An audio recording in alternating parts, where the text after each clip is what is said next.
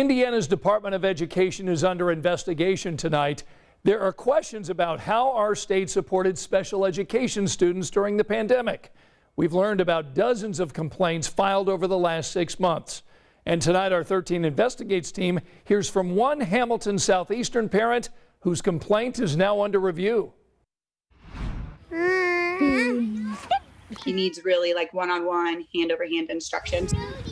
That's the way it's always been for Aaron Daig's son Dylan, born with cerebral palsy. The 10-year-old is nonverbal and doesn't have the use of his arms or legs. His whole support, his whole life is kind of surrounded by the school support system that we have in place. A support system that became all virtual when COVID-19 hit last March. And he was very upset and distressed by virtual learning, to the point where he's pulling his hair out. Daig says she tried several times to reach out to the district to ask how they plan to accommodate Dylan after learning the district would continue with virtual learning in the fall. And we were getting nowhere. And at the time, all of the sports were in person at the school full time, but my son couldn't get his physical therapy. So Daig filed a complaint with the Indiana Department of Education.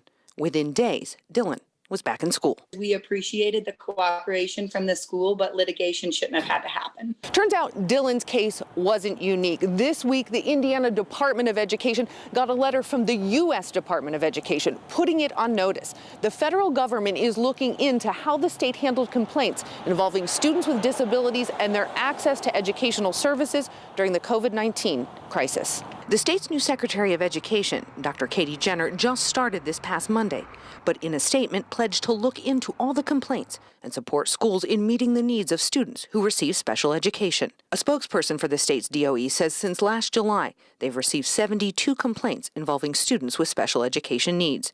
26 of those complaints have received hearings and are related to the pandemic. You got it, come on. Daig says her attorney has told her her complaint is under review by the U.S. Department of Education. This mother says she's ready to be her son's voice again, this time to the federal government. We would be welcome to cooperate and, have a seat at the table to see how we can make things better for everyone.